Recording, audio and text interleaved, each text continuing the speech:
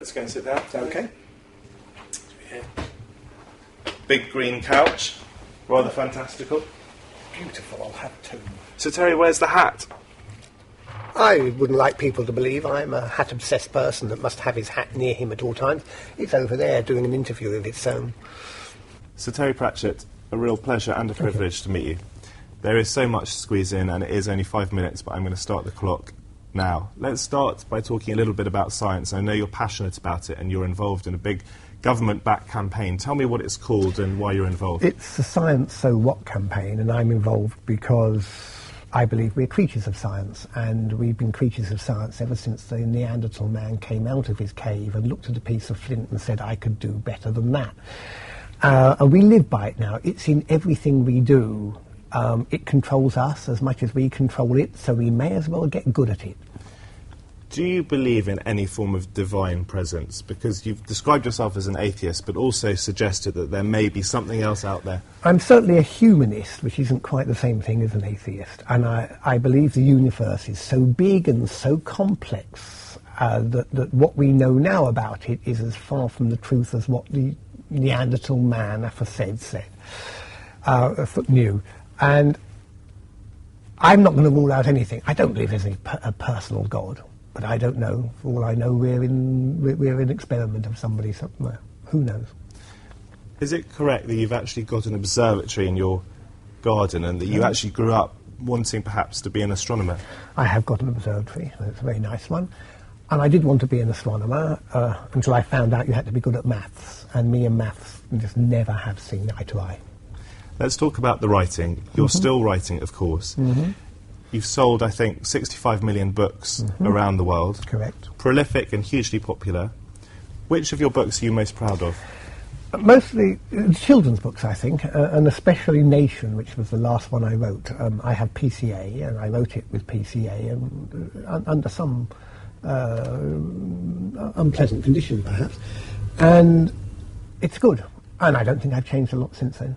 You're still writing despite suffering from Alzheimer's disease. I know lots of our viewers, all our viewers, will want to know how you are. How are you, if you don't mind me asking, and how has it been to live with the disease? We're coping. It's not changing very fast, and we're learning shortcuts and workarounds. I feel well. How are you?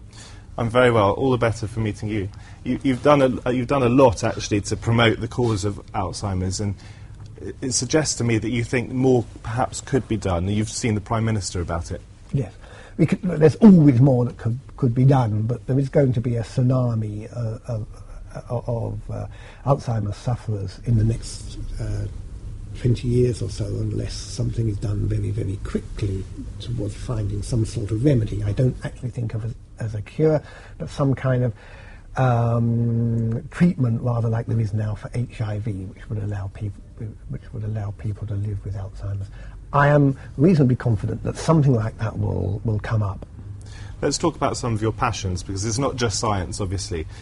I've heard, and I think it's true, that you have a passion for orangutans. Have you ever hugged an orangutan? Because that's certainly the ambition of one of my closest friends. I have hugged an orangutan and then worked like hell to get my hat back out of the trees.